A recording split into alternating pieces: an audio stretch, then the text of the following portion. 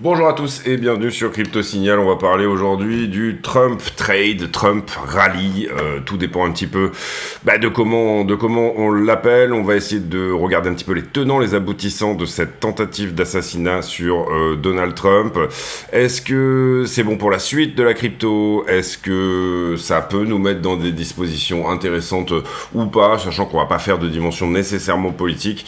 On va effectivement parler un petit peu quand même de l'attentat, enfin de la tentative d'assassinat, mais on va pas non plus nécessairement, se bloquer sur des considérations politiques parce que c'est pas forcément l'idée. Allez, intro.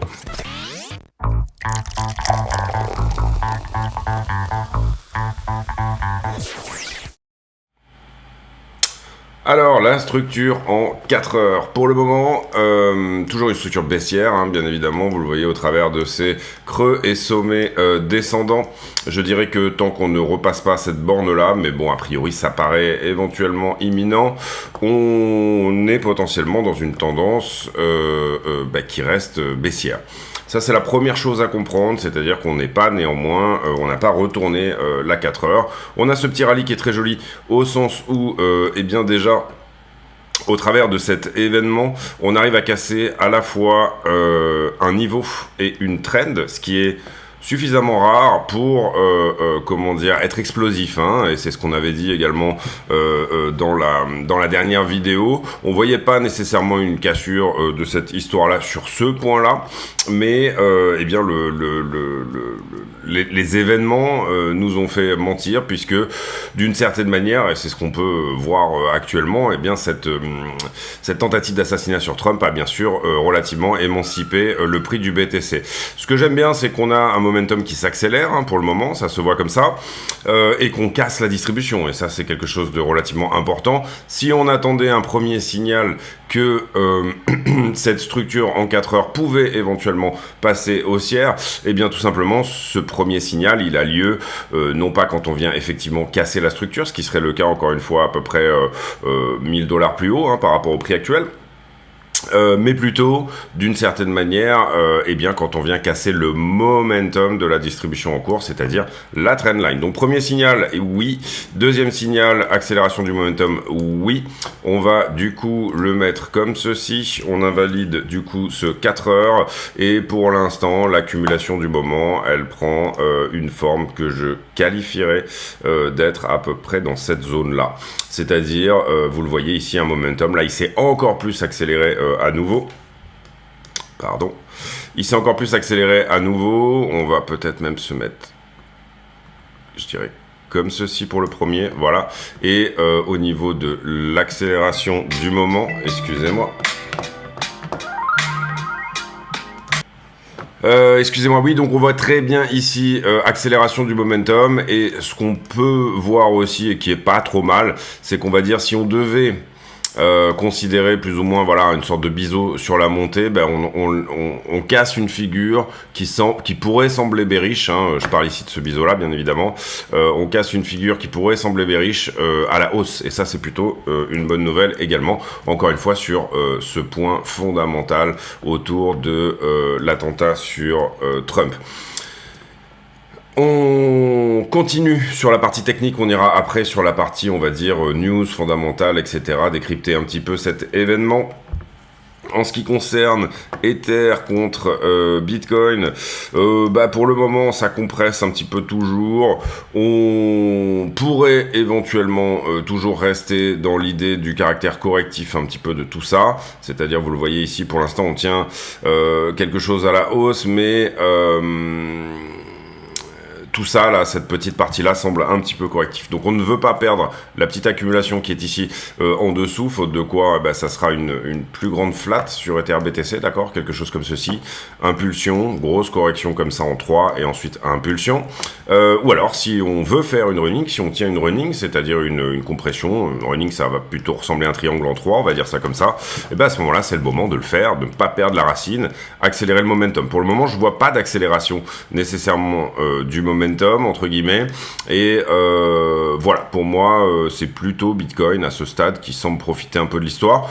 Maintenant vous voyez qu'on est sur des zones intéressantes où voilà, entre, on va dire, la borne des 0,53 et la borne des 0,50, d'une certaine manière, tout est possible. Pour le moment, ça compresse. Ça compresse comme ça, hein, en fait, si vous le voyez, voilà, comme ceci. Pour le moment, ça compresse, donc la compression, elle est assez simple, elle est comme ça et comme ça, hein, c'est le espèce de petite pointe que vous voyez là. On va voir si on arrive à casser comme ceci, bah à ce moment-là, on a une petite figure de retournement ici, là-dedans. Si on arrive, si on se fait repousser, j'entends, bah à ce moment-là, on irait plutôt chercher des points qui sont en dessous de la structure sur Ethereum BTC pour ensuite éventuellement se reprendre. Ne pas oublier l'éventualité du caractère un petit peu parallèle de cette structure-là, ce qui est plutôt ce qu'on voit en général, plus que des running. Néanmoins, ça reste possible tant qu'on tient le momentum sur Ether contre BTC. Ether USDT, bah c'est un peu pareil, petite accélération du momentum également, c'est pas trop dégueulasse en ce qui concerne Ethereum pour une continuation haussière. Pour le moment, il est plus ou moins sur la distribution actuelle, on va dire. Donc c'est pareil, on va attendre que Ether vienne à croiser, on va le mettre comme ceci, viennent à réintégrer déjà la trend d'accumulation qu'il avait par le passé. À ce stade, bah, c'est sur du plus long terme, hein, une forme de compression aussi, enfin une sorte de range, on va dire ça comme ça, puisque c'est une compression qui est quand même quasiment à plat. Est-ce que Ether nous performe au travers de la réintégration de l'accumulation, je parle de cette trend bien sûr, réintégration à ce stade, ou alors est-ce qu'il est juste en train de retester la réintégration et est-ce qu'il va nous proposer une structure plus importante et passer sous la structure daily qui se trouve ici, à savoir qu'à ce moment-là on peut targeter 2007. Personnellement, j'ai un trade sur Ether et sur Bitcoin. Vous savez que ce sont les deux que je vais principalement trader. Ether, ici, on est à 335%. Pour moi, c'est une position intraday, c'est-à-dire que c'est une position que je vais assez largement dérisquer sur zone. Si je devais laisser des runners sur cette position, je vais vraiment aller les chercher, on va dire, avec du reliquat de position. Et même chose sur Bitcoin, sur lequel on a ouvert à 55,8. Et là, c'est la même chose, c'est une position qui a une taille intraday et qui a une vocation intraday. Il y aura un runner, mais il sera vraiment d'une extrême petite taille là-dessus, parce que c'est les trades qui ont été ouverts pour de la petite UT, respecter la petite UT, on va dire ça comme ça, et pas pour venir chercher littéralement beaucoup plus haut au-dessus de la structure. On a fait une tentative dans ce sens quand on était là-dedans sur Ether, ok, pour venir péter la structure, justement, c'est-à-dire que pour nous, la correction, c'était ça, ok. Maintenant, on est sur une structure plus importante, donc je dis juste que le point vraiment excessivement intéressant se trouve plus bas en ce qui me concerne, c'est-à-dire sous cette structure-là dans son ensemble, maintenant qu'on en est quasiment à la racine. Après, laissons ces trades tourner, prenons les profits là où il se doit, c'est-à-dire là en l'occurrence au respect de la 4 heures, hein, et on est dessus, là on y est, donc voilà. Et sur BTC, on a fait littéralement la même chose, donc prise de profit qui, comment dire, me paraît relativement logique ici, compte tenu que la structure de retournement, finalement, elle se voyait sur du 1 heure, 15 minutes, on va pas nécessairement essayer d'aller chercher beaucoup plus, et si on vient chercher du runner, encore une fois, donc du reliquat de position plus haut, ça sera vraiment du reliquat de position, c'est-à-dire que l'idée ici n'est pas de gambler, l'idée c'est tout simplement de toujours protéger son capital de trading. En ce qui concerne la stablecoin dominance, eh bien, il y a une bonne et une mauvaise nouvelle. Bon, la bonne nouvelle, c'est qu'on tient le support weekly, littéralement, et que même on se remet très bien ici.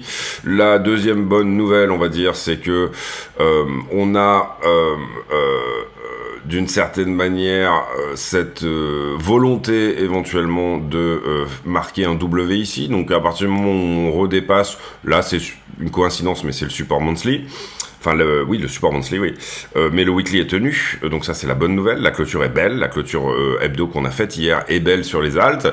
Mais attention, on est au même titre ici sur une structure de distribution sur les altcoins, et vous voyez qu'on est littéralement dessus. Pour le moment, si je zoome un petit peu, on va dire ce qui se passe en 1 heure. Moi j'aime bien quand ce type de... Parce que là, vous comprenez qu'on regarde une 4 heures, donc pour moi, on est en dessous, hein, si vous voulez. Là, on pourrait croire qu'on a dépassé cette ligne-là. Pour moi, on est en dessous, on n'a pas réellement clôturé cette trend, sinon on aurait une accélération, on aurait une poussée, une accélération à laquelle on serait en droit, on va dire, de s'attendre.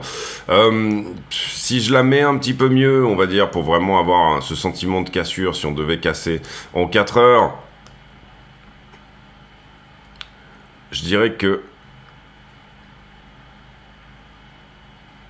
Voilà, quelque part par ici.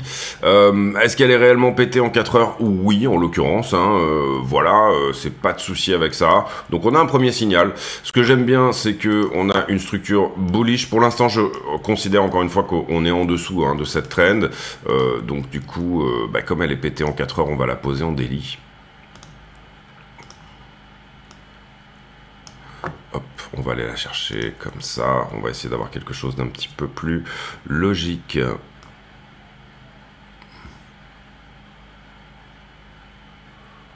Voilà, je pense quelque chose comme ça, c'est pas trop mal.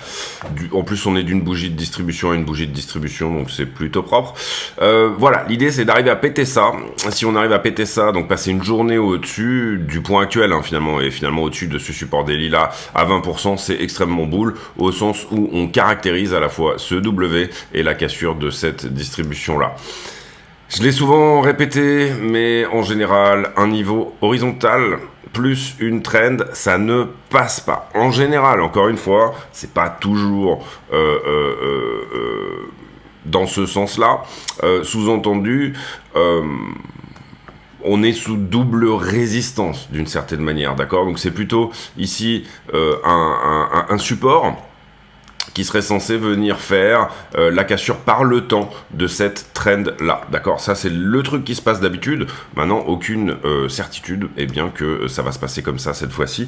Et encore une fois, en revanche, et c'est ce qu'on avait dit aussi, si jamais on y arrive à casser ça et ça en même temps, c'est assez explosif. C'est-à-dire que pour certains, ça peut valoir le risk-reward de tenter une entrée éventuellement sur certaines altes que vous affectionnez tout particulièrement en ce moment. Personnellement, pour moi, je le vois plutôt comme un grand nom. Et c'est-à-dire un endroit où je pense qu'on aura encore une nouvelle chance. Et c'est un petit peu la même chose, d'une certaine manière, à la fois sur BTC et Ethereum finalement. D'où cette idée de rester dans de la petite UT sur les trades qu'on est en train de pratiquer, mais également aussi de pas rentrer à tout bout de champ alors qu'on est sur des niveaux techniques. Et là nous on l'avait dit sur les altes, on avait dit tant qu'il n'y a pas quelque chose de vraiment cohérent, et là vous voyez qu'en daily ça commence à prendre forme certes, mais j'attends moi personnellement la confirmation de la cassure à la fois trend, niveau, éventuellement accélération. Certes on n'aura pas on n'aura pas une partie du trade, sous-entendu, puisque après on va devoir attendre que cette bougie, si elle arrive, se calme et nous donne un retest ou autre chose. On verra ce que c'est, on verra la structure à ce moment-là. Mais là, à ce stade, personnellement, je reste un petit peu éloigné des altes parce que je suis pas extrêmement inspiré par l'endroit. Stablecoin dominance, BTC dominance, on va voir un petit peu ce qu'il en est. Même chose. Même chose non, mais ça distribue, d'accord? Pour le moment, on est dans une structure surtout qui compresse, ok, comme ceci. Si ça pète en haut, pour moi, c'est direction 60% et plus. Si ça pète en bas, c'est une structure de retournement, un petit peu sur une forme de triple top, comme ceci, avec finalement ce range dont on perd la borne basse. Pour le moment, on n'a rien perdu des deux. Et à mon sens, on est censé se reporter au caractère haussier de la structure en daily sur la Bitcoin dominance, qui nous donne effectivement une potentialité que ce support, cette résistance est très forte, certes, mais que la dominance est en train de tenir son momentum. Donc voilà, pour moi, ça reste effectivement un endroit où, pour l'instant, je préfère pas trop toucher aux altes. Je parle en long, et pour du trade, encore une fois. En investissement, certaines altes sont sur des supports weekly qui sont excessivement intéressants. La stablecoin dominance, l'indice du cash en crypto, vous voyez que le caractère paralléloïde de tout ça est extrêmement bien préservé. Vous voyez également qu'on n'arrive pas à casser la distribution du moment, ce qui est plutôt une bonne chose. C'est-à-dire que si la stablecoin dominance baisse, et bien sûr les cryptos augmentent. Rejet ici sur ce 4 heures plus la trend de distribution, donc ça c'est propre. Maintenant, ce qu'on veut voir sur la stablecoin dominance, c'est de péter littéralement l'accumulation du moment. On est en ce moment dans un range depuis février-mars. Ici, ça vous donne en gros le range sur BTC, et puis ça vous donne ces structures correctives à la hausse sur la stablecoin dominance. Si on regarde la météo d'hier, en weekly, la stablecoin dominance est baissière, donc on n'a pas pris ce point-là, qui est un des sommets importants, on va dire, on ne l'a pas pris à ce stade. Et deuxième chose, c'est pour moi surtout ce sommet-là, les 11%. Malheureusement, si on va à 11% dominance, comprenez qu'on sera plutôt autour des 35 000 sur BTC que autre chose, donc assez peu intéressant pour nous en ce qui concerne ici la structure. Mais par contre, si cette structure continue son caractère impulsion, correction et une nouvelle impulsion derrière, des bonnes chances d'aller à 4-5%, ça veut dire un run pour BTC autour des 90 000 $. On veut que ça casse et que ça confirme le caractère correctif de ce truc un peu parallèle, un bear flag, appelez-le comme vous voulez, une zigzag à la montée, voilà, ce que vous voulez. Mais par contre, ce caractère un petit peu parallèle, j'aime beaucoup. Ce rejet ici, sur ce point-là, j'aime beaucoup. Maintenant, ce que je veux voir, c'est que la stablecoin dominance perfore tout ça. Donc, vous voyez ici les signaux, ils sont assez simples. Une alt dominance qui est sur un endroit où on pourrait s'attendre à ce qu'elle rejette. Une stablecoin dominance qui fait ce qu'on veut, c'est-à-dire elle confirme pour l'instant le côté un peu comestible de cette correction. Comestible, sous-entendu, c'est possible d'en bouffer un peu. Et voilà, ce qu'on veut voir, c'est littéralement qu'elle enfonce. Bien évidemment, elle n'ira pas à zéro. Ici, vous avez la tendance haussière du moment.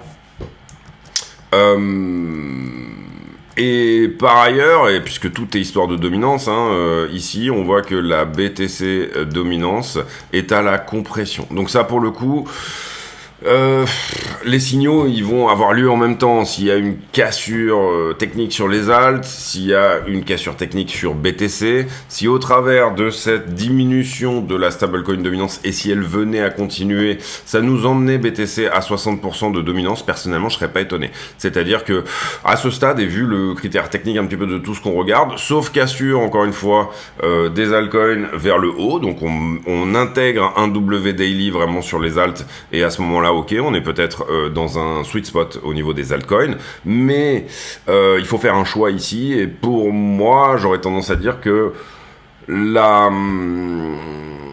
choix, il est plutôt vers une appréciation de la Bitcoin dominance, donc que Bitcoin prenne un petit peu de place dans ce cadre-là.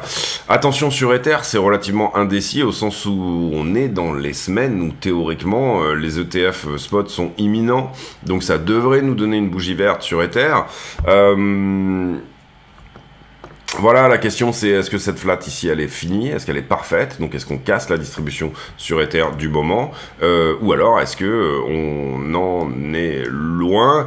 Je rappelle qu'on avait montré ici que d'une certaine manière la perte de ce momentum là, l'accélération et ce momentum là également, je parle en accumulation, peut nous donner un risque assez conséquent de venir mettre à plat tout cela et d'aller plutôt au 2190 sur Ethereum. À ce stade, venir au 2190 ou dans cette zone nous donnerait un retest de la trend la moins agressive de toutes sur Ether. Nous donnerait également l'idée ici plutôt d'une flat étendue que d'une flat. Donc à vous de voir si vous êtes fan ou pas de ce scénario. Personnellement, je trouve que Ether a des proportions extrêmement intéressantes sous les 2007, je dirais 2650, quelque chose comme ça. C'est-à-dire le moment où on vient vraiment toucher le caractère paralléloïde de cette structure-là. Maintenant, celui qui peut se dire j'ai mes points pivots ici, je suis en train de coucher une accumulation, j'avais une accumulation qui était comme ça, ensuite j'ai couché une accumulation qui était comme ça, donc la suite logique c'est de venir mettre cette accumulation à plat. On va dire que c'est jouable sur la technique des points pivots, c'est tout à fait jouable, ça nous ramènerait légèrement au-dessus du prix au moment des annonces ETF. Donc voilà, pas mal de choses possibles à ce stade. Tant qu'on n'a pas pété en tout cas cette distribution-là, j'aurais tendance à dire attention sur Ether, on va dire ça peut être juste un coup d'épée dans l'eau, d'accord ? Mais s'il casse, c'est très bien. Et encore une fois, cette flat, elle est jolie, d'accord. Il n'y a pas de problème avec ça. Cette flat, elle est totalement valide, totalement jolie. Et si vous voulez même y voir un flag ici qui a cassé, puis qui est venu au retest, le retest est réussi et ça part pour la suite, tout à fait possible aussi. Donc, c'est des endroits où toute analyse technique, on va dire, est sensiblement possible. La question, c'est dans quel sens, on va dire, je m'inscris. Et là, si j'avais personnellement une target éventuelle à dire au travers de la cassure de cette flat sur Ether, je parle d'une target à un peu plus long terme. Personnellement, j'irais considérer tout ça comme étant le mât de ce flag, hein. L'impulsion, la correction, donc mouvement AB égale CD. Je recommence la même correction à partir du bas de mon impulsion, et là vous voyez que ça vous donne des choses comme 7004, etc. Personnellement, parce que le flag est plus gros, hein, que ce qu'on avait bien sûr avant.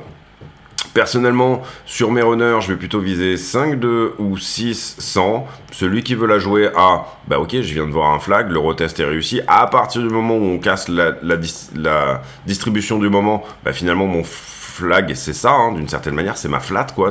Et si, à partir de ce moment-là, on fait encore une fois un mouvement de AB égale CD, c'est-à-dire je reproduis l'impulsion qu'on avait eue là-dedans à la suite de la consolidation que j'ai eue ici, à ce moment-là, 7100 et 7400 même, hein, enfin, j'ai pas regardé, mais c'est une target honorable sur Ether. Personnellement, je vais attendre des confirmations plus importantes, c'est-à-dire pour aller chercher éventuellement ce genre de choses, je vais attendre des confirmations, la cassure de cette distribution, éventuellement un retest, ce genre de choses, ou le fait qu'on passe, je l'ai déjà expliqué, sous la structure. Donc où là, on aura peut-être cette volonté puisqu'on aura nettoyé tout ce qui s'était passé sous la structure, cette volonté éventuellement de venir chercher effectivement 7004. Ça sera légèrement en dessous, hein, puisque vous comprenez que ici, la target va bouger. C'est-à-dire que on aura quelque chose qui se présentera plutôt comme suit. Admettons qu'on y aille par exemple ici. Voilà, 7000. Bon, voilà. Pour le moment, en tout cas, encore une fois, pour moi, c'est de la position intraday que j'ai ouverte. Et ça va venir chercher vraiment en reliquat de position les targets qui sont là. C'est-à-dire j'ai pas plus de, globalement, à peu près 10% de ma position qui est vouée à aller chercher ça. Et je suis déjà en train de dérisquer 50% de ma position sur cette zone-là. On va redérisquer ici encore une partie importante. Et puis, éventuellement, plus si affinité, si jamais on va là, tant mieux. C'est du levier 42, donc ça donnera toujours, on va dire, une perf totale de 3-4% sur le mois, ce qui se prend, et les deux trades cumulés, 5-6%, ça va, c'est correct. C'est pas ouf, mais c'est correct. Les news. Alors les news, bien sûr, c'est cette tentative d'assassinat sur Trump. Comment on va aborder le sujet ici? Bon, déjà des bons afflux ETF sur vendredi, ça c'est important. 310 millions, c'était avant l'attentat et c'est très très bon. On va voir ici si techniquement la session de Wall Street continue. Ici, on voit cet attentat sur Trump. Alors, on peut réfléchir sur est-ce que les services secrets ont fait de la merde, ce qui est vraisemblablement le cas quand même, hein, quand on voit comment ça s'est passé. Est-ce que c'est un fake? Personnellement, j'y crois pas trop. Ou alors, si c'était un fake, j'aurais tendance à dire que si c'était un fake, il faudrait que Trump soit d'accord et que les services secrets soient d'accord pour que ce fake ait lieu. Donc le seul scénario éventuel où ça soit un fake, c'est que Trump savait qu'il y avait un tireur, le tireur était posté sur le toit, les services secrets étaient censés l'abattre avant qu'il ne tire, et que le gars a eu le temps de tirer. Donc c'est un petit peu ce genre de choses où vous faites enfler alors que vous pensez que ça va effectivement aider votre campagne, etc. Personnellement, j'y crois pas trop non plus. Je pense que c'est juste un magnifique fail. Alors, beaucoup disent que c'est un inside job, c'est-à-dire que c'est effectivement l'État profond américain qui a voulu assassiner Trump. Pourquoi pas? On saura jamais, ou on saura dans 60 ans, un peu comme Kennedy. Hein. Vous savez, ces genres de choses-là, elles sortent quand il reste plus que vos petits-enfants. C'est-à-dire que ce genre de secret doit passer 2 générations avant de sortir. On saura la vérité sur Kennedy prochainement, très prochainement, je pense. Mais globalement, il y a toujours un un moment, une momentalité d'une cinquantaine d'années avant que ces choses-là sortent. Par contre, ce qui est sûr, c'est que ça va plus être la même campagne. Les Américains également voient ce type d'événement comme si tu devais survivre, c'est peut-être potentiellement que Dieu, entre guillemets, a posé son doigt sur toi, ou en tout cas que tu as survécu parce que tu es, entre guillemets, élu. Hein, c'est une éthique très protestantiste du capitalisme, hein, pour ceux qui connaissent Max Weber, qui parle de ces sujets, qui sont dans un bouquin qui s'appelle L'éthique protestante du capitalisme, je crois que c'est ça le titre du bouquin, où finalement il montre qu'effectivement chez les protestants il y a cette volonté de montrer que d'une certaine manière on a entre guillemets été choisi. Ce qui amène à travailler et ce qui amène à briller un petit peu plus, on va dire, et donc amène à la manière dont le capitalisme est arrivé, hein, s'est développé. Ce qu'il faut comprendre, et là j'ai pris comme exemple la tentative d'assassinat sur Reagan. Tentative d'assassinat sur Reagan, globalement, elle a mis Reagan dans le cœur des Américains d'une certaine manière. Je crois qu'elle a eu lieu 2 mois après qu'il ait été comment dire, élu. Et derrière, toute l'Amérique était derrière Reagan, effectivement. Et alors c'était une sombre histoire, un mec un peu possédé qui était amoureux de Jodie Foster parce qu'elle avait joué dans Taxi Driver et qui avait décidé de faire un acte héroïque pour attirer l'attention de Jodie Foster, donc sombre histoire. Là en l'occurrence, le tueur, on sait déjà que c'est une vraie arme, hein, c'est pas de l'airsoft, hein, c'est un AR-15, c'est quand même un gun assez balèze. Certains le décrivent comme personne d'extrême gauche, ou voilà, potentiellement, c'est à peu près, en tout cas, les affiliations qu'il y avait. Certains le décrivent comme trumpiste, en l'occurrence, beaucoup pensent qu'il avait pris la carte du parti trumpiste pour pouvoir accéder, tout simplement au meeting, hein, ce qui fait sens, puisque visiblement son appartenance au parti républicain n'était que extrêmement récente. En soi, ce qu'on peut dire, c'est qu'effectivement, la manière de se comporter des services secrets a été extrêmement nul, quoi. Enfin, je veux dire, théoriquement, ça tire sur un président, vous l'exfiltrez tout de suite, le gars doit pas passer 2 secondes de plus sur scène, ce qui amène certains à penser d'ailleurs que, c'est un fake, puisqu'il a le temps de se lever, effectivement, il a le temps de lever le bras, etc. Voilà, ce qu'on peut voir, c'est qu'effectivement, il y a des gens qui ont vu le tireur sur les toits, et vous voyez le toit, je crois que c'était celui-ci, qui est vraiment super proche quand même de l'histoire, que ça avait été vu comme effectivement un point de vulnérabilité énorme, hein. Vous n'avez pas beaucoup plus de toits ici que ça dans la zone, et que certaines personnes avaient vu le tireur effectivement sur les toits. Alors ça, c'est pas le tireur, c'est l'équipe de snipers qui a répliqué, hein, qui l'a éliminé. Voilà, ça pose pas mal de questions. La chose sûre, pour revenir à la crypto, puisque c'est que c'est plutôt bon pour la crypto, cette histoire, hein. On a un Trump qui veut que le dernier Bitcoin miné aux États-Unis soit américain. On a un Trump qui veut virer Gary Gensler, qui potentiellement veut virer Powell. Donc bien sûr, les indices américains et le Bitcoin devraient plutôt bien réagir au fait que les odds, donc la cote pour une élection de Trump est montée, je crois, de 60 à 69%, si je me trompe pas. Donc, c'est plutôt une bonne chose, on va dire, pour les marchés, cette idée, hein, que Trump monte dans les sondages. Il va falloir ici que en fait, si vous voulez, voilà, on va parler du trade Trump 2 minutes, donc du coup du Trump Rally, appelez-le comme vous voulez, voilà. Ce truc-là aurait dû se mettre en place un petit peu plus tard, c'est-à-dire Un peu plus tard dans la campagne, quand les choses se mettaient en place correctement, eh bien, et ça a déjà, bien sûr, été une partie du trade du moment, mais on a des confirmations. Trump va parler, par exemple, à la conférence Bitcoin 2024, et ça, c'est pour dans 2 semaines, là. Le trade Trump, c'est de se dire, de toute façon, je vais jouer le trade, que Trump est élu. Au fur et à mesure que les chances augmentent, je vais augmenter mon trade d'une certaine manière, puisque les odds vont être dans ma faveur. Ça peut se faire au spot, ça peut se faire sur les options, ça peut se faire sur pas mal de choses. C'est un trade qui va autant être institutionnel que retail. Pour moi, il n'y aura pas nécessairement de différence, encore une fois, entre les deux.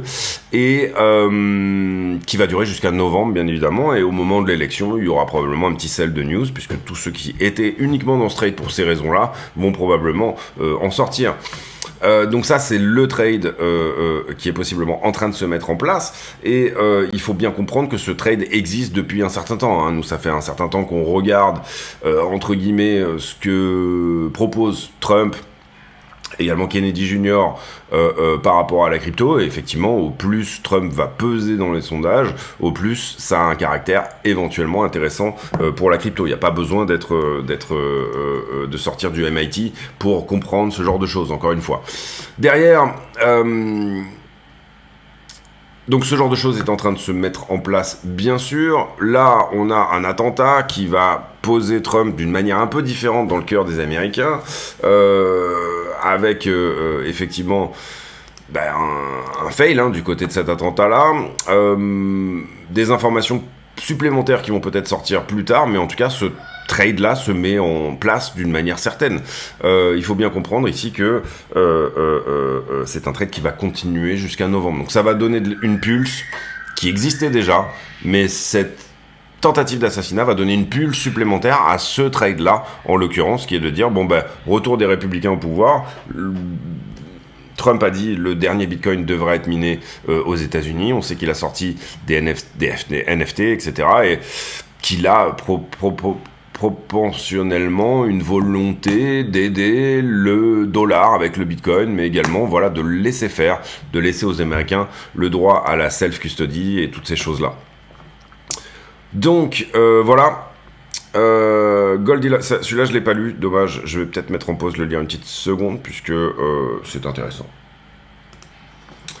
Donc il s'agit des analyses de Bernstein, qui vont un peu dans le sens de ce que je disais, c'est-à-dire cette idée que finalement cette tentative d'assassinat a augmenté les odds et les chances de gagner pour Trump, et que donc du coup, bien évidemment, les mineurs vont en bénéficier.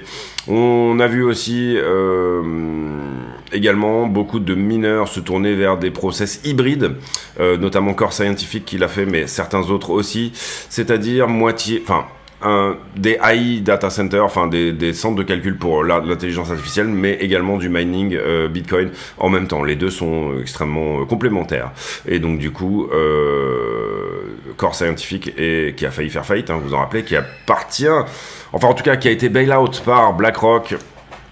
Core Scientific est tout à fait dans cette idée-là. Le Trump Trade, le Trump Pump, le Trump Rally, appelez-le comme vous voulez, mais en tout cas, voilà, c'est ce qui est en train de se mettre en place et qu'on évoque ici sur la vidéo. 17 millions de inflow. Trump qui saisit le moment. C'est vrai que la photo, elle est parfaite. Et il a confirmé sa venue au Bitcoin 2024, donc ça c'est plutôt une bonne chose aussi. Ici, les small caps qui pourraient avoir désormais le investment case, c'est souvent le cas quand on est assez proche d'un pivot, mais également en ce moment il y a eu aussi un gros cash and carry trade qui se faisait au travers du yen. C'est-à-dire j'emprunte du yen pour pas grand chose, puisque les taux sont très bas au Japon. Je le récupère en dollars et je mise sur Nvidia. Donc c'est ce qui a beaucoup poussé Nvidia vers le haut. Et là actuellement on voit quand même une rotation de tout ce qui était grosse cap, très grosse cap, vers des plus petites caps. Donc ça veut dire on sort de ce risque là.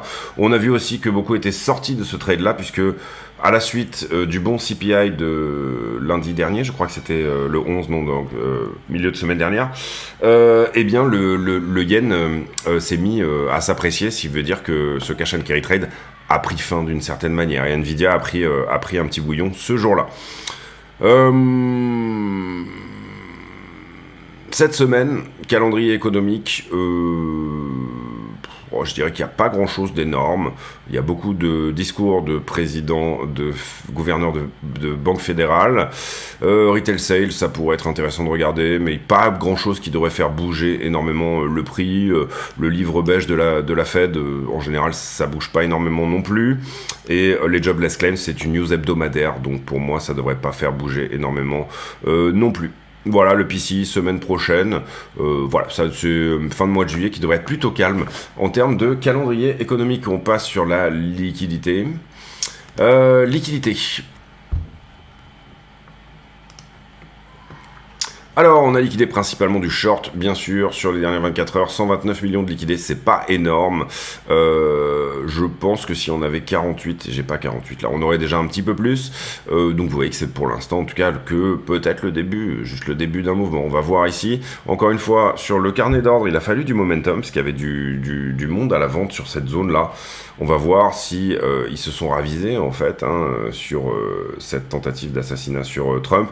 Non, on a pas mal de momentum de Bitcoin qui ont été vendus, plutôt des zones de vente qui ont été préservées. Vous voyez que ça nous a permis de temporiser ici, le fait d'absorber ici toutes ces ventes là. On s'est ressourcé un tout petit peu, derrière on vient chercher les ventes supplémentaires. Là par contre ça s'est ravisé, et là désormais j'ai un petit peu de monde qui veut vendre au-dessus, entre 63 et 64. En tout cas on a quand même du monde qui est vendeur sur ces zones là, et j'ai de l'ordre à l'achat qui s'est un petit peu rajouté, mais c'est pas violent, c'est à dire que on n'est pas sur ce type de gros ordre ici qui est venu se faxer là, encore que un petit peu. Peut-être pas sur des gens qui courent encore déjà derrière le prix et qui du coup permettent de le soutenir vers le haut. Les leviers. Alors, on a pris cette borne-là qu'on avait mis en avant dans la dernière vidéo. On est assez proche d'une poche de liquidité. Moi, je trouve qu'on s'arrête un peu en cours de route là, en ce moment. Pas mal d'open interest, vous le voyez, qui est rentré. Entre 2,10 à, on a facilement un bon milliard d'open interest qui est rentré. Attention, parce qu'en général, vers les 12 milliards et quelques, on a tendance à déleverager. Donc attention, ça pourrait être négatif, on va dire, pour le prix. Depuis qu'on a fait la vidéo, j'avais du short là-dedans, il a été squeezé. J'ai un tout petit peu de long, on va décaler ce point de long ici. Ensuite c'est normal, là ça reste normal aussi pour moi. J'avais un petit peu de short là, il a été squeezé aussi. Ici, ça reste assez normal également. Là j'avais du short, il a été squeezé aussi. Et puis derrière j'ai une structure qui monte, un funding qui descend, donc j'ai un petit peu de... j'ai dit short, il me semble, c'était du long, excusez-moi. J'ai un petit peu de long ici au-dessus de la structure. On arrive à l'attaque d'une poche de liquidité intéressante, en tout cas sur là où il y a eu des divergences entre ce que nous disait le funding et l'open interest. Donc l'analyse ici pour moi c'est un peu trop d'open interest quand même, vous voyez qu'il suit bien le prix, donc on a du monde en long, on a du short aussi, il est en train de squeezer, c'est plutôt une bonne chose. Attention autour des 12,80 milliards, c'est-à-dire si on prend 500 millions encore en plus d'open interest, on a quand même tendance à déleverager sur ces zones là. Maintenant on les avait assez fortement dépassés ici, on était monté à 14 milliards en tout. Mais je garde quand même cette borne ici comme étant l'endroit où le marché prend une respiration. Il faut bien comprendre ici que ça tient aussi au prix,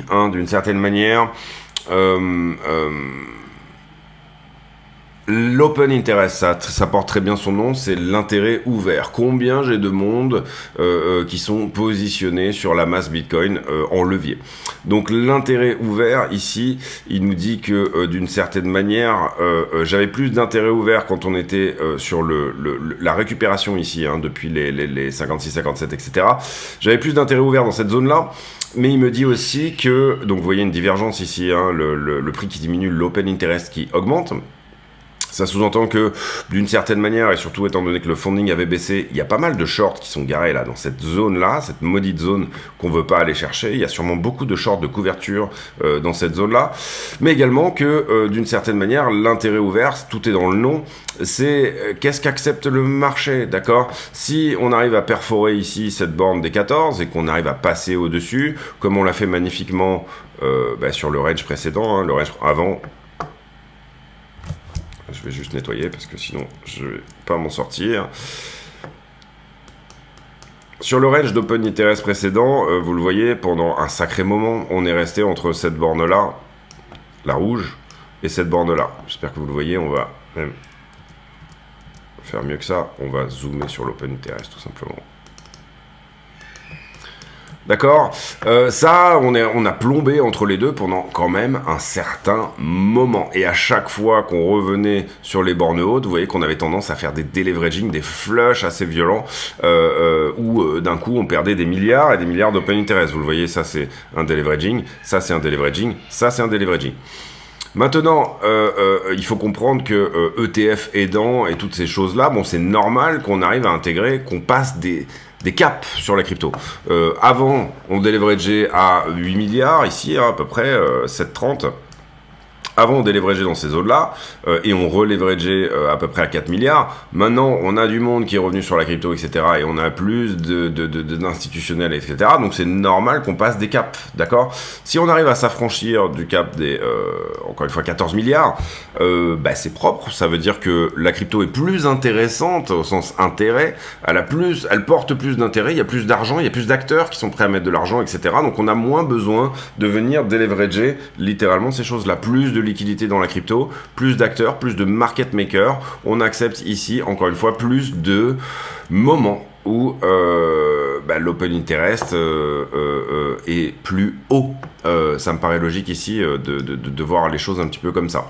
Maintenant, à ce stade, vous voyez c'est pas mal, c'est pas dégueulasse, on tient à peu près ici le bas du range, hein. Si on devait mettre une borne basse, comprenez bien qu'elle serait par ici à peu près, légèrement en dessous, j'aurais dit.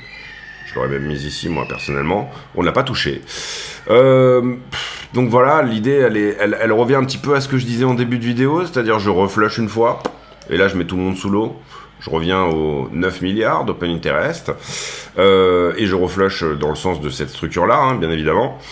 Donc je nettoie, typiquement sur le principe une grosse news dégueulasse qui permet tout simplement d'y aller, ou j'accepte de dépasser la borne, hein, c'est-à-dire dépasser la borne, ça veut dire effectivement afflux entrant sur les ETF, le Trump Pump, le Trump Rally, le Trump Trade, voilà, appelez-le comme vous voulez encore une fois, toutes ces choses-là font que conjonctivement, de plus en plus d'intérêt rentre sur la crypto. Désolé pour ce point assez long sur cette idée de deleveraging potentiel et oui non. Après, quand je regarde sur les petites TF, j'ai que du long dans les structures, puisque sur des petites TF, on a littéralement nettoyé tout ce qui s'était passé courant de semaine dernière, et vous le voyez ici, sur notamment une petite TF, donc 5 jours, finalement, j'ai nettoyé littéralement tout ce qu'il y avait en longue. Je dirais qu'une correction autour des 61 700 serait saine, sortir les retardataires ici, ça serait plutôt sain de nous donner ça. 61,7 et on repart, pourquoi pas. Encore une fois, pour l'instant, l'idée de cette routine et de ces vidéos, c'est d'aller voir tout ce qu'il est possible, en discuter et à la fin élaborer un scénario privilégié. Hein. C'est ma méthode. Ici, on voit que sous 55, on a désormais créé une belle poche de liquidité et que, excusez-moi, le funding reste dans des zones assez neutres. Donc moi, en ce moment, j'aime bien aller regarder la 6 mois et me dire, bon, À quoi ça correspond finalement cette poche à 55 qui doit se trouver par là, je crois, hein. Oui, c'est ça. La poche à 55 que vous voyez en weekly là correspond à très peu de choses. S'ils sont toujours en position, hein, par rapport à ce qu'on a autour des 67, d'accord. Et là, on est plus au contact des 67, donc on pourrait éventuellement se dire que ça peut éventuellement passer encore une fois sur la 6 mois. Comprenez que le gros de la thune, il est ici. Ici, on a un peu de thune aussi, hein, donc possibilité d'y aller, encore une fois. Pour moi, on avait pu s'évoquer 52, c'est-à-dire aller chercher ça, mais aller sous 50, moi, ça me paraîtrait... Il y aurait une potentielle logique à passer sous la structure. En tout cas, si la news du moment est mauvaise et qu'elle nous permet d'y aller, hein, encore une fois, c'est toujours une histoire de momentum ici. Ether, moins de grosses positions quand même, hein, sur la zone tout à l'heure, là où on voyait quelque chose autour de 61,7 sur BTC. On a moins de grosses positions, je dirais que sur la 5 jours. Par contre, on est assez chargé en long, hein, sur ce mouvement. Mais moins de grosses positions à 3003, on était juste en dessous. Et pareil, sur la 7 jours, on est nettoyé pour moi sur Ethereum, donc attention. D'ailleurs, on était nettoyé déjà dans ces zones-là. Ça a permis un pump supplémentaire, l'histoire là. Et sur la 6 mois, j'ai pas regardé le funding sur Ethereum, mais je pense pas qu'il soit démesuré. Sur la 6 mois, on voit que c'est cette zone de point pivot que je vous ai expliqué, autour des 2100. En bas, un petit peu de monde certes, juste sous les 2007, mais si on met en perspective, la grosse poche de liquidité, elle se trouve plutôt là, d'accord. Et là, il y a une très belle poche aussi, juste en dessous des 4000. Donc plutôt là, ça veut dire de 3525 à 3675, tout à fait possible qu'on y aille maintenant, surtout au vu de l'accélération du momentum.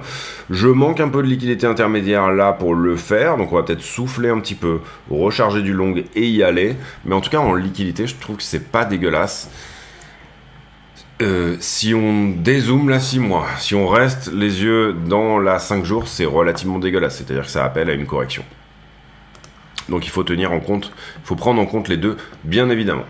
On va sur BTC, on fait la conclue de cette vidéo, on va se mettre en 15 minutes, je pense que c'est bien. Donc, le trade Trump, il est déjà en cours depuis un certain temps, et c'est relativement évident. Si Trump est élu, encore une fois, et la question ici, elle est de dire, je vais aller me mettre en trade avant que Trump soit élu, hein, tout simplement, et au fur et à mesure que les odds vont en sa faveur, à ce moment-là, je rajouterai un petit peu dans l'histoire. Pour moi, sur la 15 minutes, la cassure est très propre. On la voit notamment au travers de ce W ici, hein, qui quand il casse, on enfonce légèrement la jambe, mais c'est régulier. On tient finalement quelque part le 1 heure. Le niveau 1 heure ici qu'on avait mis en avant, et après c'est cette très jolie accélération du momentum. Quand je regarde la liquidité 7 jours, c'est un peu dérangeant au sens où il y en a pas mal. Maintenant, quand je vois la poche de liquidité qu'il y a là, on va dire sur une TF qui serait plutôt autour des 1 ou 2 mois, hein, si vous voulez je vous la mets en avant là, on va la mettre comme ça, et on va faire comme ça, et on va faire comme ça, et on va faire 1 mois, je pense que c'est bien.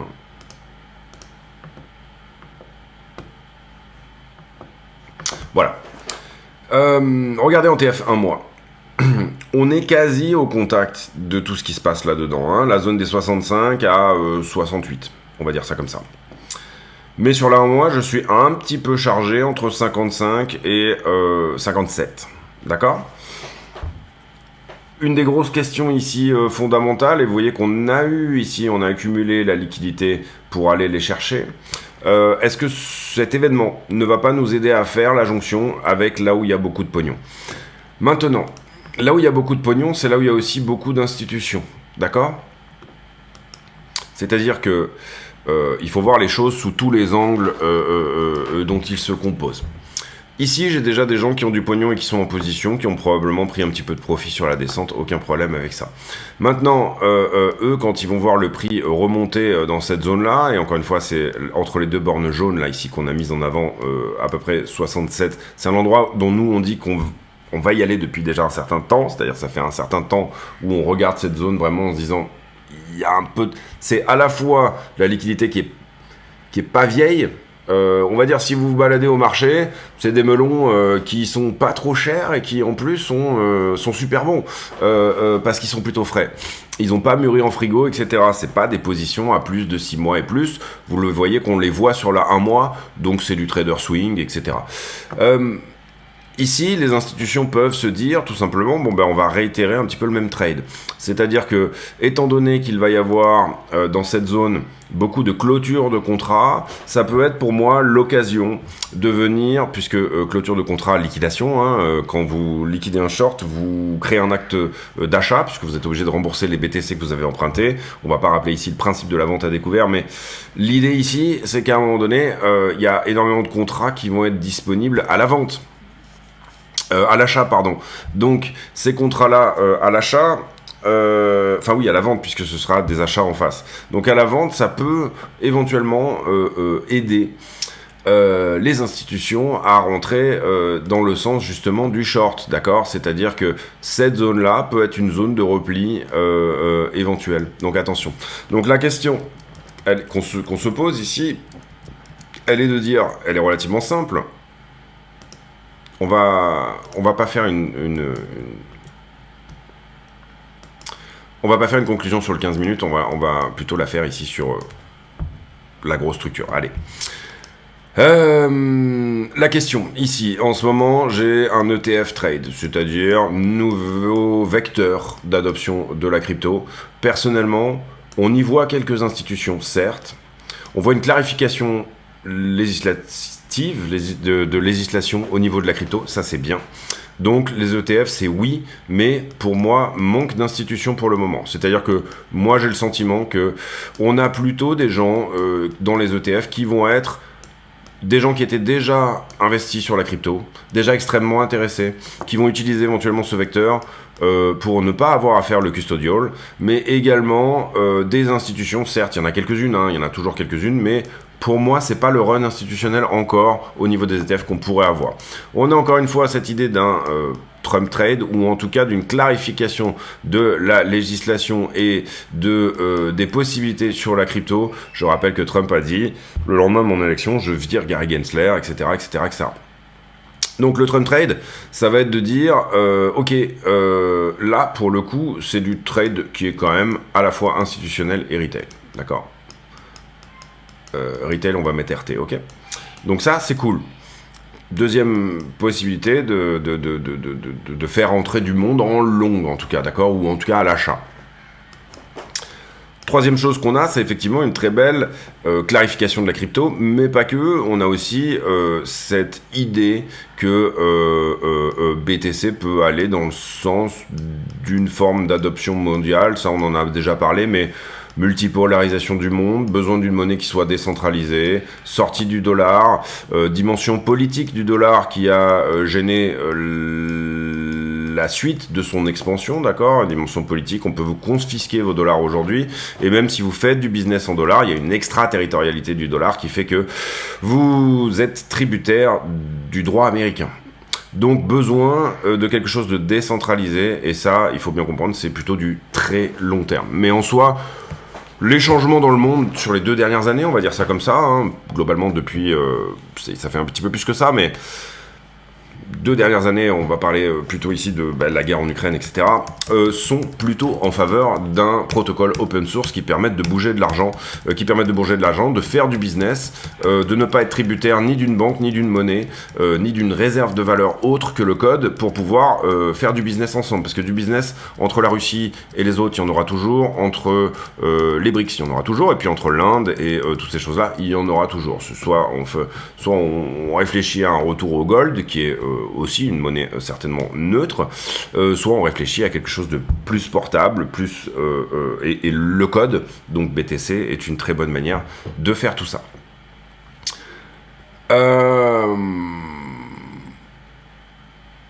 Donc en soi, sur la grande structure, tout est bon pour, je dirais, au moins jusqu'à novembre, avoir de la hausse, d'accord ? En soi également, sur la plus petite structure, la question que je me pose, c'est est-ce qu'on serait pas, et pour l'instant je pense que ça va être pour nous un scénario privilégié pour les prochaines semaines, mais est-ce qu'on serait pas ici en train de juste faire une belle ABC, pour se reprendre un petit peu. Alors, théoriquement, une flat, si c'en est une, si ça c'est une flat, théoriquement une flat doit se faire en 5, donc on pourrait voir d'autres choses éventuellement se mettre en place, ou on pourrait y voir une 2, 3, une 4 et une 5, d'accord, c'est tout à fait jouable de faire ça. Pourquoi je dis ça? Parce que on rebondit certes ici sur une forme de support daily, hein, on pourrait le mettre en place ici, et globalement il s'est très très bien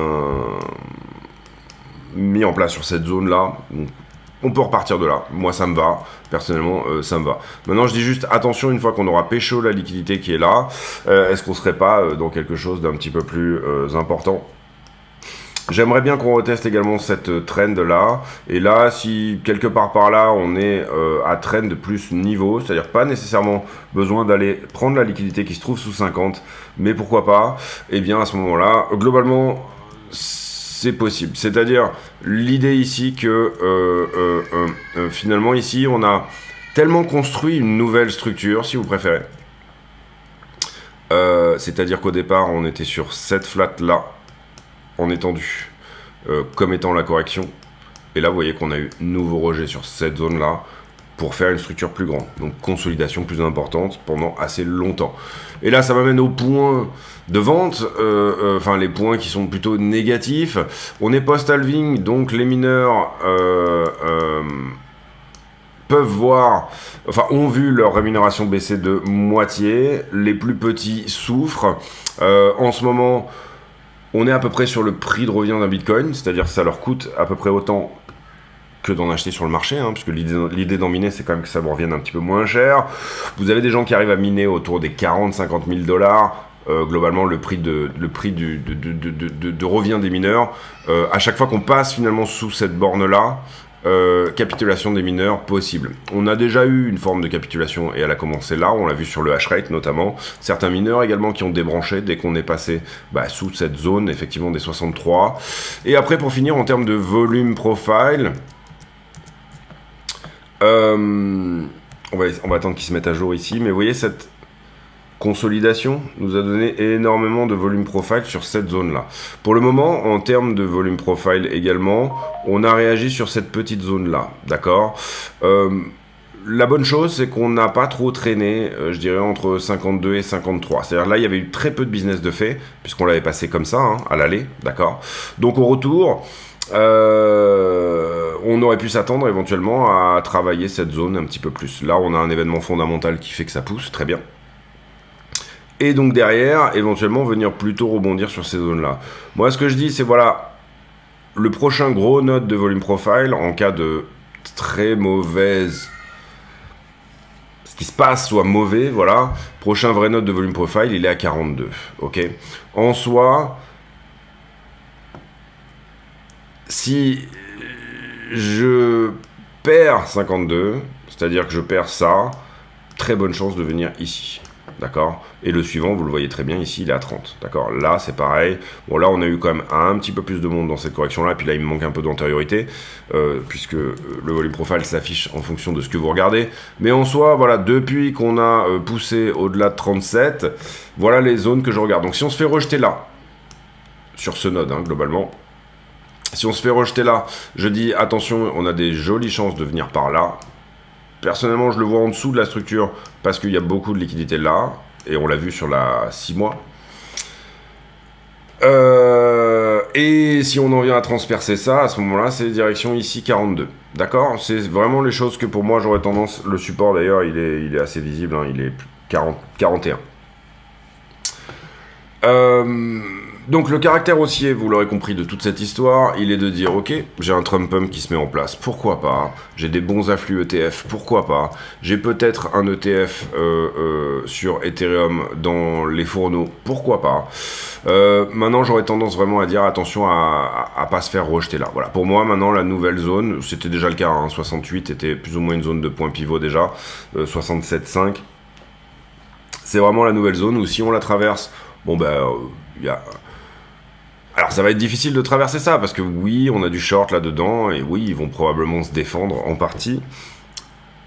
Mais j'irai plutôt dans ce cas-là, à ce moment-là, si on rejoint cette zone-là, je dirais autour de 66-67, vraiment je pense qu'on va péter, c'est-à-dire que c'était le point bas, et bon, on le visait un petit peu plus bas, personnellement je le visais un petit peu plus bas pour ouvrir plus gros en termes de position. On l'a pas eu, c'est pas grave. Mais voilà, attention à éventuellement se faire rejeter, non pas par la zone qui est en haut ici, mais à se faire rejeter par cette zone-là. Je dirais que cette zone-là m'inquiète presque moins, désormais, que celle-là, qui est extrêmement fraîche, et qui pourrait avoir envie de recharger son trade dans cette zone-là, pour ensuite nous emmener finalement un petit peu plus bas. Maintenant, au plus on avance dans le temps... Au plus on avance dans le temps, au plus vous le voyez ici, alors cette trend est intéressante, celle depuis 32, qui nous a donné 32, 38, c'est une trend intéressante sur laquelle on peut rebondir également, mais aussi, en cas de scénario un peu Armageddon, je trouve que cette trend est hyper intéressante. D'accord. Donc en soi, c'est même la plus intéressante des deux pour moi à ce stade. En soi, si on est sur quelque chose d'un peu plus long, attention à ne pas faire quelque chose dans cet esprit-là, par exemple, hein, mais à rester sur une parallèle comme ceci jusqu'à fin 2024 finalement. Se retrouver au mois d'octobre ou dans ces zones-là, finalement fixées autour des 50 000 $ et rebondir sur la trend la moins agressive qui est celle-ci. D'accord. Maintenant qu'on est là-dedans, je dirais que ça se peut. C'est-à-dire ici, finalement, une descente un peu plus longue, hein, quelque chose de plus inhérent à 5 vagues ou autre chose. On va jouer la flat quand même, et on la joue de par nos trades, etc. Et là où on va aller chercher nos runners, maintenant on la joue petit bras. Sincèrement, on la joue excessivement petit bras. Et c'est très chargé en niveau là, mais vous comprenez que là on est à 88 000 $, parce que là vous voyez pas sur le côté parce qu'il y a trop de niveaux. Mais là on est déjà à 88. Et ici on est à 115, d'accord ? C'est ça qu'on veut aller chercher, vous le comprenez, on veut le bas de correction pour essayer d'aller casser cet accu-là.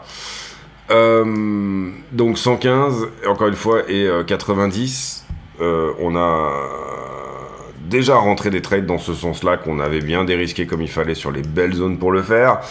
Maintenant, bon, alors, on a aussi autre chose, c'est un bon CPI. Un pas trop mauvais CPI hein, de la semaine dernière, qui donne du jus au trade aussi longue, hein, entre guillemets, ou en tout cas à l'achat. Donc en soi, voilà un peu l'idée que je m'en fais. L'idée que je m'en fais, c'est, je dirais, extrêmement attention à cette zone-là, personnellement. Hein, vraiment, je le pense, qui pourrait rejeter. Le point ultime, petit à petit, est en train de se décaler dans le temps. Si on y va maintenant, le point ultime c'est 42. Vous voyez qu'on regarde bien cette rouge, hein, c'est cette rouge vraiment qui commence à nous intéresser. Le momentum initial du mouvement de 16 000 $ à 26,30. D'accord, c'est ça qu'on pourrait être en attente de venir chercher d'une certaine manière, d'accord ? Que ça soit à 42 000 $ maintenant ou à 50 000 $ plus tard, ok ? Désormais, maintenant qu'on a perdu tous les autres momentum, excusez-moi, c'est-à-dire déjà la ligne de coup un peu, enfin la ligne de tendance, moi je l'appelle comme ça, ligne de tendance pour moi elle s'est construite ici, dans cette poussée-là, et celle-là, je la regarde. Pour moi, quand on est en dessous, c'est bearish. Quand on est au-dessus, c'est bullish. D'accord ? C'est vraiment quelque chose que je regarde ici, moi, comme étant un peu cette histoire-là. C'est-à-dire, vous voyez d'ailleurs, quand on la perd, là, ici, cette très belle accélération, voilà, c'est quelque chose qui, théoriquement, nous donne à peu près le sens du train, mais le sens du train est vers le haut. Mais là-dedans, alors malheureusement quand on l'a perdu, on n'a pas ouvert suffisamment vite, mais en soi, voilà. Ça, c'est perdu aussi. Et c'était pour moi un momentum important, parce que c'était le momentum ETF. Ici, on était clairement sur le momentum du trade ETF, la rouge. Là, il est perdu. Pour moi, il est sensiblement perdu à ce stade. Le momentum de 27 à 38 est perdu également. Et vous voyez qu'ici, il avait proposé une réaction, là, d'accord, celui-ci. Ok. Ici, il nous avait proposé quelque chose, mais là, on le perd également. Donc, en soi, je me dis que tous ces momentum qu'on a là, qui sont, entre guillemets, qu'on voit être perdus les uns après les autres, vont nécessairement nous emmener soit sur la verte, soit sur la rouge à un moment. Non, pas une certitude, mais en soi, je trouve que ça aurait du sens de le faire à un moment. Comment ça va se mettre en place, je ne sais pas, mais en tout cas, c'est quelque chose que moi, personnellement, je vais regarder attentivement. Dorénavant, ne pas se laisser emballer en se disant Trump sera élu en novembre, donc il faut faire du long only, etc. Et là, encore une fois, comprenez bien qu'il y a une histoire là-dedans de time frame également. Hein. Celui qui a ouvert, on va dire, sous le momentum rouge, celui qui est resté en position par exemple depuis 26, ou qui a acheté ses bitcoins au spot à 26 et qui pour le moment pourrait commencer à vouloir se dire qu'il veut vendre, en théorie, si vraiment son trade se marque sur quelque chose d'annuel entre guillemets ou autre chose, en théorie c'est quelqu'un qui à partir du moment où on perd une partie du momentum depuis sa position, doit d'une certaine manière prendre certains profits sur ces positions-là. Donc c'est comme ça qu'on a effectivement des pertes. Quand je parle de momentum, je parle de trend. Hein. Je pense que vous m'aurez compris, c'est à quelle vitesse on monte. Hein. C'est ça l'idée. Donc, désolé vidéo encore une fois, assez long mais complète je pense. Pour moi je ferai très attention à cette zone. Si on arrive à la perforer, c'est ok. Pour moi c'est même pas... C'est une formalité même d'aller chercher ça parce que pour le coup ça sera pas défendu ici. Il y a quand même de la liquidité là. Et je vois pas cette zone comme... Maintenant qu'on a tapé au carreau au moins 6 fois dessus, résister, d'accord. Mais attention qu'il n'y ait pas une défense qui s'organise, je dirais entre 64 et 67 ici à ce stade. Est-ce qu'on va nécessairement aller à 64 ou 67 ? J'ai attaqué la vidéo comme ça en disant il n'y a pas eu de break de structure pour le moment. Le break de la structure il est là, d'accord. Pour moi, ma structure elle est comme ça pour le moment. A, B, C, enfin 1, 2, 3, on a une 4. Voilà, pour le moment, je le vois comme ça. Ça a bien cassé là la distribution, donc c'est déjà un premier signal que la structure va effectivement casser. En revanche, si déjà on refuse ici et qu'on vient déjà d'ores et déjà sur 52, donc sur la verte, là c'est propre également, hein, d'accord ? Il n'y a pas de souci. On n'est pas obligé de tout faire en ligne droite tout le temps. Hein. Mais certains pourraient dire que la structure c'est ça, d'accord ? 1, 2, 3, 4 et 5. Et que donc la correction, je parle de celle-là, celle qui se fait en élargissement, a été cassée. Et c'est possible. Et en général, d'ailleurs, sur ce type d'élargissement, vous prenez, quand c'est à la baisse, hein, attention, ça marche pas quand ça monte, mais encore une fois, si vous faites vraiment du chartisme, vous prenez la figure que vous reportez au point de cassure, et vous voyez que ça nous emmène sur la zone à peu près des 80 000. Il y a des tas d'exemples dans ce sens-là, et vous comprenez que là, on a également un élargissement ici. Pour le coup, un élargissement à la montée est une bien moins bonne figure qu'un élargissement à la descente. D'accord, ça c'est une certitude. En général, élargissement à la montée qui a été perdu là-dedans, hein, vous le voyez ici, le momentum a été perdu également. Eh bien, élargissement à la descente, on va plutôt viser en bas de la figure ou alors la vague 2.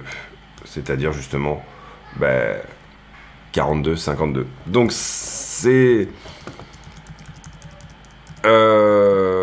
comment dire, c'est les zones où pour moi, voilà, faut faire attention à pas se laisser embarquer par finalement une consolidation plus importante. Ok, c'est très joli, on joue les trades.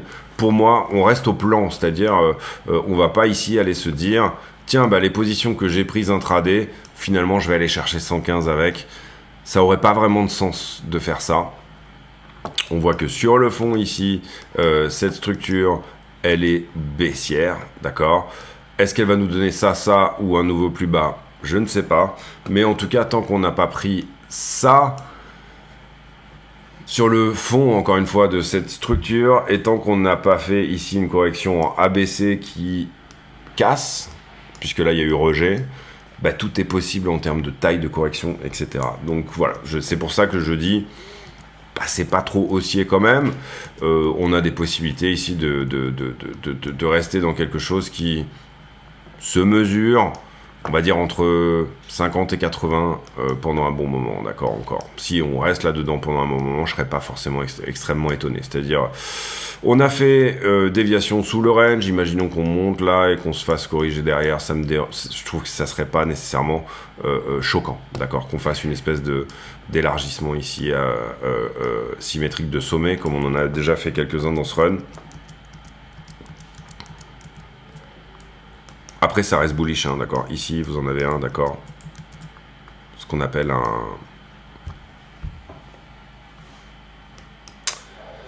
un mégaphone.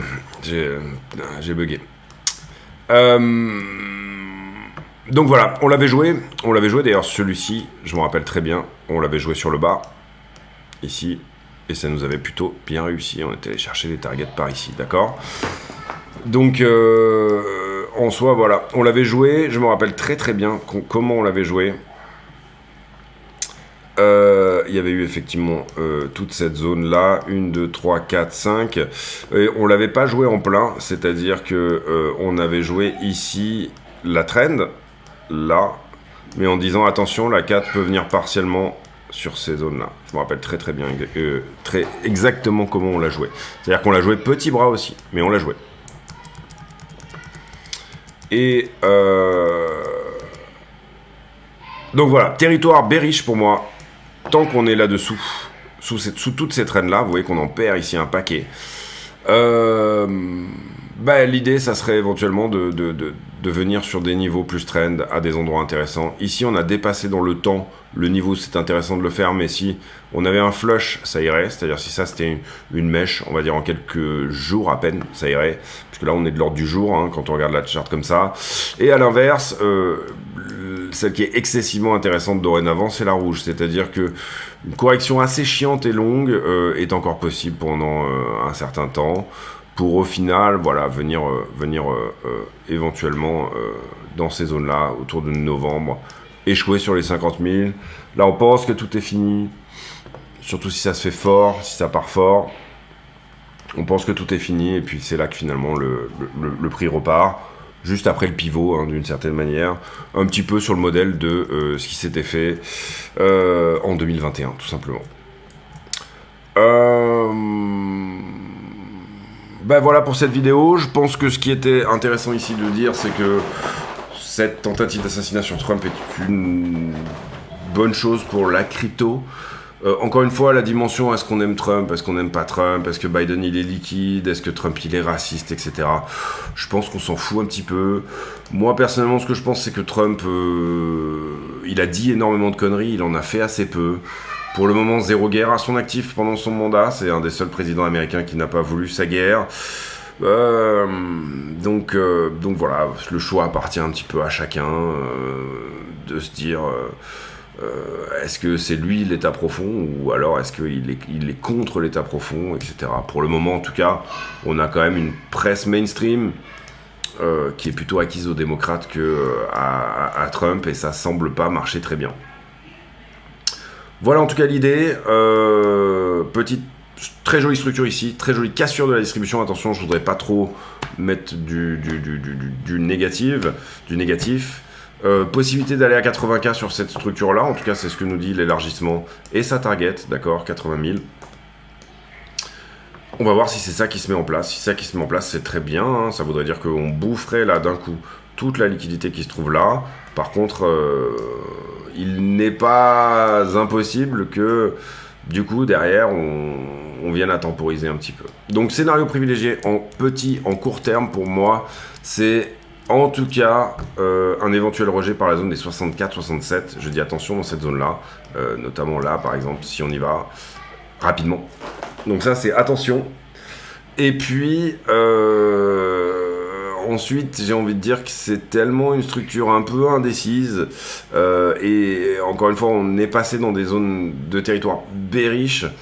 Alors à ce stade, et c'est souvent des choses que j'ai eu faites, hein,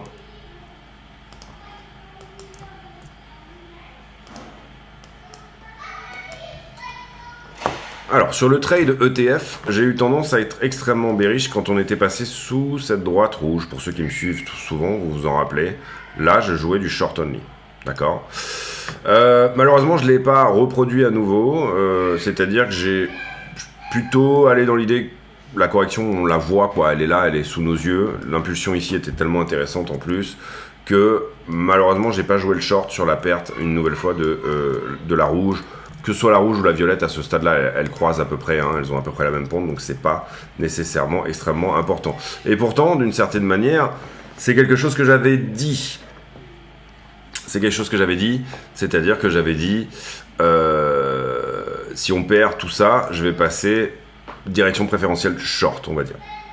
Pour le moment, cette bougie-là ici m'a fait douter, c'est-à-dire le rachat systématique, je me suis dit, bah, en fait, finalement, on tient le support en weekly, d'accord, donc il n'y a pas de souci avec ça. Pour moi, même si c'est une bougie verte, ce support a morflé, hein, il est mort, hein, d'ailleurs, il est en deux, on est obligé de le décaler, d'accord, vous voyez ici le weekly, obligé de le mettre là. Donc on perd une bonne partie de l'intérêt du point où ce range tenait, quoi, d'accord. Là, on est sur une belle semaine la semaine dernière, on est sur une belle semaine cette semaine. Des belles semaines, ça arrive en correction aussi. Et il n'y a aucun problème avec ça. Donc voilà, j'ai tendance à dire, ça pue le retest de ça et on dégage après vers le bas pour réaccumuler plus bas. Hein. L'idée ici, encore une fois, pour moi, sinon je ne serais pas sur la crypto, etc. Pour moi, Bitcoin, un jour, vaudra 1 million de dollars et sur ce cycle on dépassera légalement les 100 000 dollars sans aucun, enfin je le pense quoi, sinon je ne serais pas, encore une fois, j'aurais pas cette conviction, j'aurais pas le portefeuille d'investissement que j'ai en crypto, etc. Pour moi on y va, la question c'est comment on y va, à partir de quel moment, etc. et puis quel est le nombre et la quantité de chances que j'attribue à tel ou tel scénario, d'accord. Pour le moment, encore une fois, on a un range weekly qui est entre cette borne-là et cette borne-là. Je viens d'être obligé de décaler cette borne-là un peu plus bas. C'est mauvais signe. J'ai un bon fondamental derrière, c'est-à-dire bon CPI plus le Trump Pump. Autant en profiter au moins sur sa time frame, le temps que ça dure. Et voilà, pour moi, ça dure jusqu'à éventuellement 67, 68. Possibilité de laisser un tout petit runner d'ailleurs, aller chercher des targets fantasy. Ça n'est pas du tout un problème, mais en soi, voilà, sur une entrée qui est vraiment intraday et sous des trends techniques que je n'apprécie pas, que je n'ai pas apprécié de perdre, hein, c'est-à-dire que là, moi je voulais que la correction ça soit ça et qu'on dégage vers le haut, que ça soit assez rapide, prise de liquidité, bam, on rebondit sur trend et on dégage. Pour le moment, pour moi, on perd les trends, donc attention à un retest, rejet, d'accord. Voilà, c'est comme ça que je le vois. Donc, c'est une zone assez indécise où j'aurais tendance à dire que ça vaut le coup de hedger son portefeuille, en tout cas au moins sur du short, parce que possibilité, encore une fois pour moi les niveaux techniques à ce stade, compte tenu de la période, compte tenu qu'on soit post-halving et toutes ces choses là, etc., sont légèrement sous 50 000 et autour des entre 39 et 42. Voilà, c'est les deux niveaux vraiment techniques sur lesquels je trouve que les supports existent assez fortement. Donc je m'attends à ce qu'ils soient éventuellement revisités avant de repartir. Si on n'y va pas, tant mieux, il y aura d'autres points d'entrée, il y aura des cassures techniques, il y aura d'autres choses à aller voir. Et voilà, BTC nous aura éventuellement pris de court en rebondissant un petit peu au milieu de rien. Et en altérant assez fortement des niveaux daily, mais c'est pas la première fois, d'accord. C'est encore une fois, on est sur Bitcoin pour sa volatilité. C'est également un des assets les plus, pas les plus compliqués à trader parce que c'est pas vraiment l'idée, mais les plus manipulables, donc techniquement parfois surprenant. Voilà, c'est ça. Je vous laisse là-dessus, j'espère que cette vidéo vous aura plu, en tout cas au moins pour les 3 ou 4 qui sont restés jusqu'à la fin. J'ai pour habitude en fin de vidéo de poser une question à la con, c'est-à-dire une question qui n'a rien à voir avec le prix du Bitcoin, mais qui nous permet de converser de choses et d'autres. Désolé pour les quelques jours d'absence. Je me suis absenté pendant quelques jours. Désolé pour le fait de pas trop faire de vidéos affiliées en ce moment, mais je fais des vidéos d'1h20 en public, donc c'est complètement d'ailleurs à l'inverse de ce que je voulais faire au départ, mais ça m'intéresse pas tellement d'aller faire des vidéos de 20 minutes pour le public et de faire des vidéos d'1h20 pour les affiliés, au sens où les affiliés, vous devez être une quinzaine, quelque chose comme ça, 15-20. Je parle pour les affiliés YouTube, hein, si vous cliquez sur le bouton rejoindre sur la vidéo pour rejoindre les affiliations. Et moi, ce qui m'intéresse, c'est plus de partager une forme de routine. Et cette routine, elle prend du temps à faire et elle prend du temps à éventuellement être expliquée. En soi, en tout cas, sur du court terme, c'est du up pour moi jusqu'à 64-67. Et ensuite, attention à la zone. Attention également à la manière dont on monte. C'est-à-dire là, par exemple, on voit une petite perte du momentum, de l'accélération de ce momentum-là. Donc du coup, ce qu'on veut, c'est casser la distribution qui est là. Enfin, vous connaissez, après, tout s'adapte. Dans les toutes petites time frames, tout s'adapte exactement pareil. Je ne vais pas vous refaire la vidéo dans ce sens-là. Mais en soi, bon là, on perd un peu de momentum. Si jamais, par contre, on venait à perdre ça également, l'idée, ça serait de revenir à 59, d'accord? Coucher petit à petit cette accumulation-là, d'accord? Ici, niveau plus traîne, et là on repart. Il n'y a pas excessivement de long sur ce mouvement. Le mouvement a du jus. On va voir les afflux ETF ce soir. Je pense que ça sera quelque chose d'intéressant à regarder. On va voir également comment se comporte la séance aux États-Unis, puisqu'elle va ouvrir là. Et puis voilà. Pour moi, c'est une zone indécise. C'est pour ça aussi que je fais pas énormément de vidéos, parce que si c'est pour pratiquer l'indécision dans une vidéo, autant faire une grosse vidéo où j'explique tout, comme je viens de le faire là à l'instant, quels sont les bons points, quels sont les mauvais points, et j'explique tout, et du coup, je vais pas... J'ai des aspects extrêmement baissiers à ce que je vois, et j'ai des aspects extrêmement haussiers. C'est le propre d'une consolidation.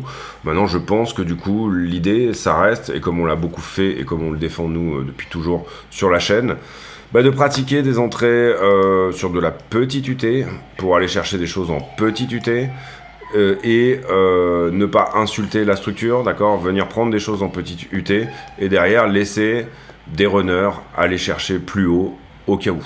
Voilà, pour moi... Les positions, elles doivent être dérisquées rapidement, etc. Ici, ça pousse, c'est bien, tant mieux. Donc, merci Donald. Bravo d'avoir tourné ta tête au dernier moment, parce que sinon, on se serait assez vite retrouvé à 40, je pense. En tout cas, sur ceux qui jouaient le trade, justement, élection. Peut-être pas 40, on serait passé sous 50 sans aucun problème si... on serait allé à 40. On serait allé à 40 si jamais...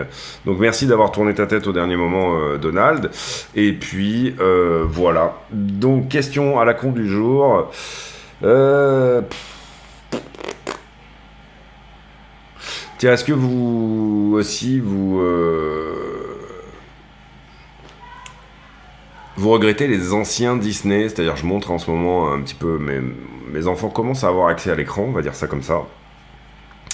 Et ils s'éclatent vraiment devant les anciens Disney, etc. Et quand on leur met un truc débile, beaucoup trop rapide en montage, etc., avec assez peu de fond sur la musique, la manière dont c'est fait, et je parle des anciens Disney, attention, je parle pas des nouveaux, ils s'éclatent et ils demandent de regarder finalement les bonnes choses. Je pense qu'il y a certains trucs qu'ils ont déjà vus peut-être 5, 6, 7 fois parce qu'ils adorent la musique, etc. Toutes ces choses-là, les Saints Damasiens, les Aristochats, tous ces trucs-là. Si vous avez, encore une fois, des enfants. On se retrouve demain pour une nouvelle vidéo. Le partenaire, c'est Blofin, si vous voulez vous affilier. Le lien, le code, c'est CryptoSignalFR. Et portez-vous bien. À très bientôt. Ciao, ciao.